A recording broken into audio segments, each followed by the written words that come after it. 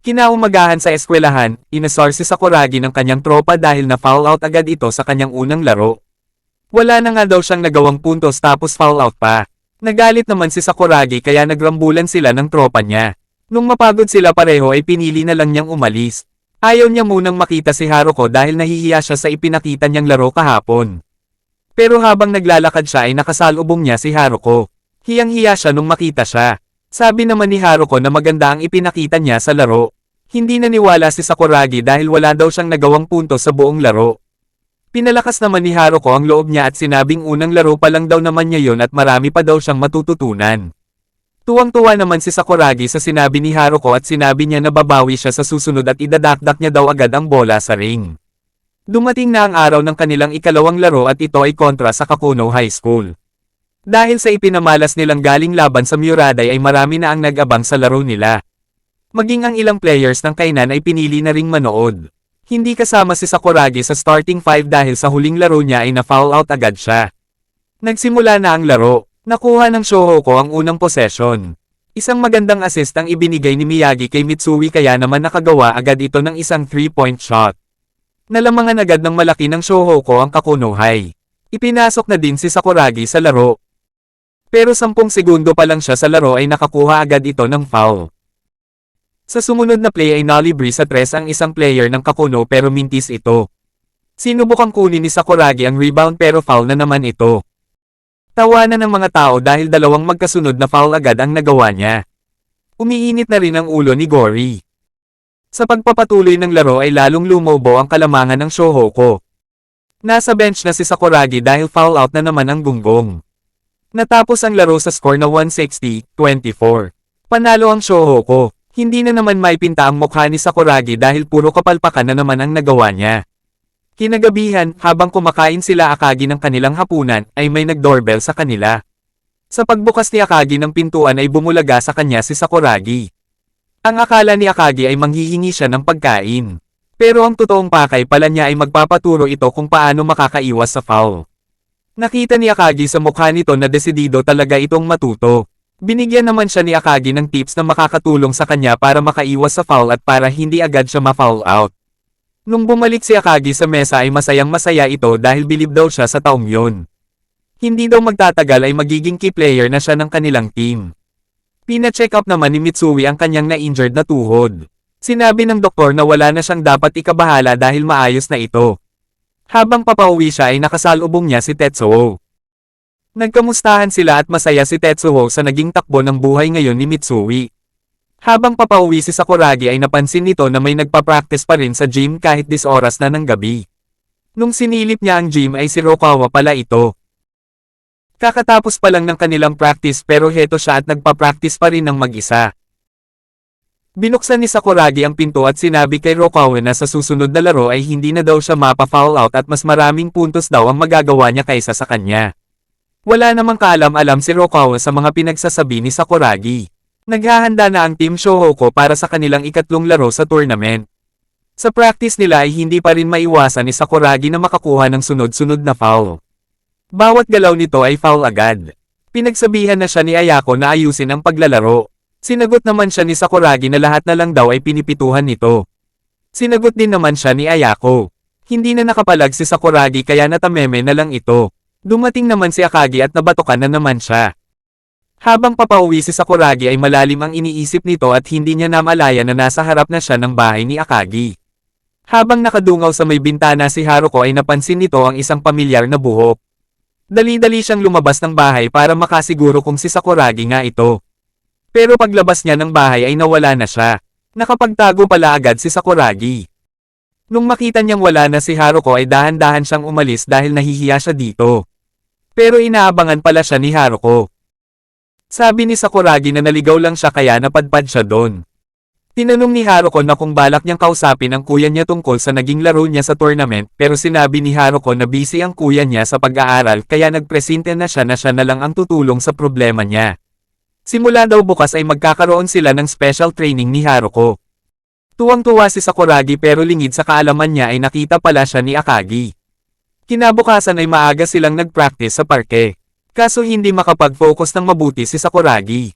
Madimpian lang niya ng kaunti si Haruko ay nawawala na si Sakuragi sa katinoan.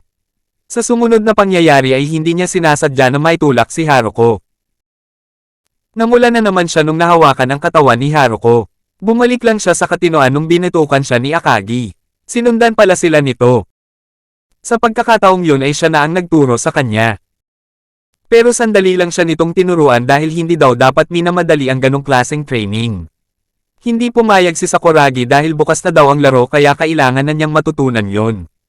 May sinabi namang sikreto si Akagi kay Sakuragi para hindi na daw niya ma-foul ng madalas ang kalaban. Ito nga ay ang Killer Eye.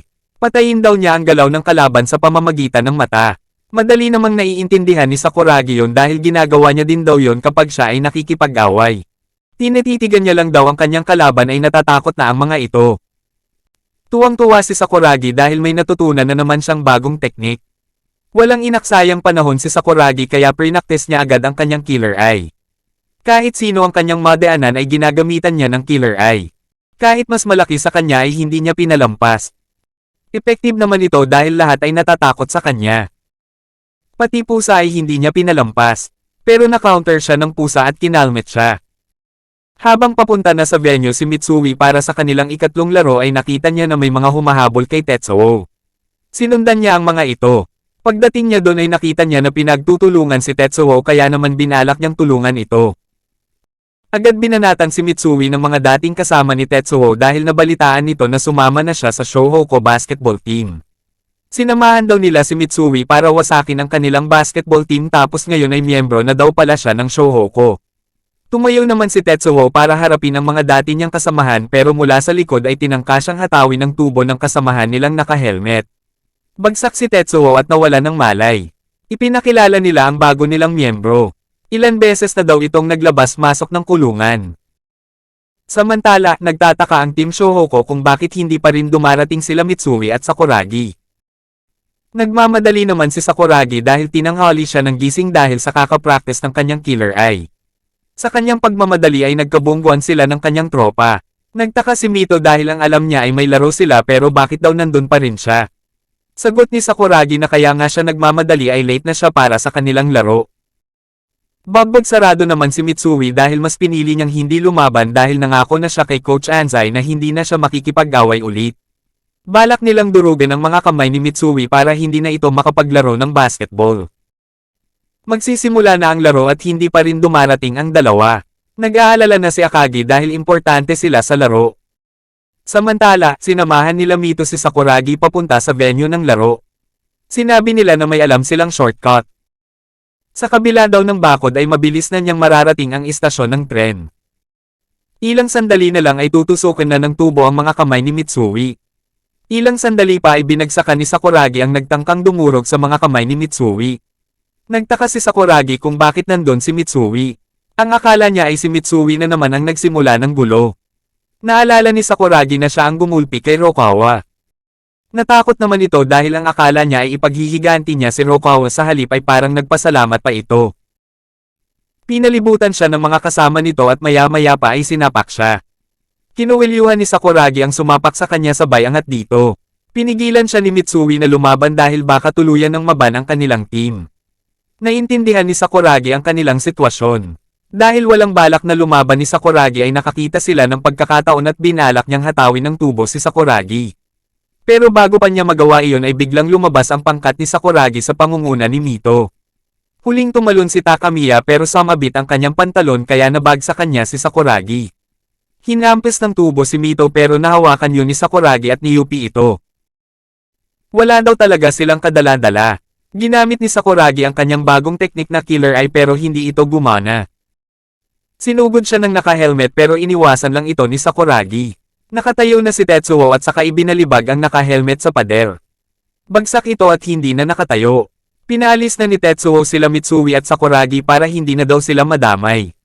Sinabi ni Mito na sila na daw ang bahala. Sinabi ni Mito kay Tetsuo na nung huli daw silang nagkita ay kasama pa niya ang mga pangit na yun pero ngayon daw ay sila na ang kasama nito. Bago pa man nagsimula ang laro ay dumating na ang dalawa. Agad na lumapit si Mitsui kay Coach Anzai at sinabi nito na tinupad niya ang kanyang pangako na hindi na muli makikipag-away. Naniwala naman si Coach Anzai at sinabing pagbutihin ang laro. Magsisimula na ang laro pero hindi na naman kasama si Sakuragi sa starting 5. Kinulit na naman niya si Coach Anzai bakit daw hindi na naman siya kasama sa starting 5.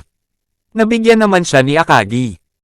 Nagsimula na ang laro, sunod-sunod ang naging puntos ng Shohoku kaya nalamangan agad nila ng malaki ang kalaban. Hanggang sa masaktan si Kogure. Dahil sa nangyari kay Kogure ay ipinasok na ni Coach Anzai si Sakuragi. Kampante si Sakuragi na hindi na siya mapa-foul out dahil sa kanyang bagong teknik na Killer Eye. Napansin din yun nila Kogure at palagay din nila na hindi siya mapa-foul out. Pero ilang segundo pa lang sa laro ay foul agad si Sakuragi. Sinubukan na niya ang kanyang Killer Eye sa kalaban pero tila hindi yumapekto yun. Sinubukan niya ito sa lahat ng player pero hindi sila pinansin ng mga ito. Nainis na siya kaya sa pilitin na niyang inagaw ang bola. Natawagan siya ng foul dahil sa ginawa niya. Nagtaka siya kung bakit hindi gumagana ang kanyang Killer Eye kaya nagduda na siya kay Akagi. Samantala, bagsak naman ang lahat ng kalaban ng pangkat ni Sakuragi at Tetsuo. Hindi pa man natatapos ang first half ay foul out na si Sakuragi. Binitbit na siya nila Miyagi at Mitsui palabas dahil nagwawala na ito. Galit na galit si Sakuragi kay Akagi dahil kung ano-ano daw ang itinuturo nito sa kanya. May pa-Killer Eye pa daw siyang nalalaman. Humanda daw siya pagkatapos ng laro. Nakatikim naman siya kay Ayako.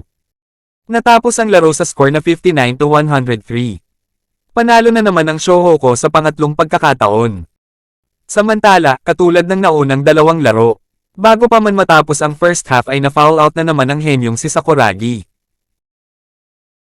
Masama pa rin ang loob ni Sakuragi kay Akagi. Hindi na daw dapat nakikinig ang isang henyong katulad niya sa kalokohang pinagsasabi ni Gori. Siya na lang daw ang gagawa ng paraan para gumanda ang kanyang laro. Sinubukan niyang idakdak ang bola. Kaso tumama na naman ang mukha niya sa backboard. Binetukan siya ni Gori at sinabing tigilan na niya ang kanyang kalokohan dahil hindi sila umaasa na makakapuntos siya ng malaki. Nakakatulong naman daw siya sa pagkuha ng rebound pero konti lang daw. Kaya doon na lang daw siya mag-focus. Hindi na naniniwala si Sakuragi sa mga sinasabi ni Gori. Kalokohan lang daw ang rebound na sinasabi niya. Ilang sandali pa ay dumating si Haruko. Dinamayan niya ito para magkaroon ito ng kumpiyansa sa paglalaro. Sinabi niya na sa NBA daw ay pinag-aagawan ang mga players na magaling kumuha ng rebound. Dagdag pa niya na isa sa pinaka-importanting abilidad sa basketball ay ang rebound. Naintindihan na ngayon ni Sakuragi. Mas mabuti pa daw itong si Haruko dahil magandang magpaliwanag kaysa sa kuya niyang Gorilya. Nabuhayan na muli ng loob si Sakuragi. Oras na para sa kanilang ika-4 na laro. Maging ang team ng Shoyo ay inaabangan na ang kanilang laro. Makakaharap nila ngayon ay ang team ng Tsukubo High School. Medyo malakas ang team na ito dahil kasama sila sa top 8. Sa unang bahagi ng laro ay rumatsyada agad ang team ng Tsukubo. Pero dahil sa mga rebound ni Sakuragi at sunod-sunod na mga puntos nila Rokawa at Mitsui ay tinambakan nila ang kalaban. Masyadong malakas ang Shohoku para sa Tsukubo High. Sa huling bahagi ng laro ay nakuha ni Sakuragi ang pang-5 foul kaya foul out na naman siya. Natapos ang laro sa score na 111-79. Ito na ang ika-4 na sunod nilang panalo sa tournament. Para sa kanilang ika-5 laro, ang makakaharap nila ay ang team ng Shoyo. Napakalakas ng team na ito dahil nag-second place sila nung nakaraang taon at nakapasok sa Inter-High. Ito na ang isa sa pinakamahirap nilang makakalaban sa torneo.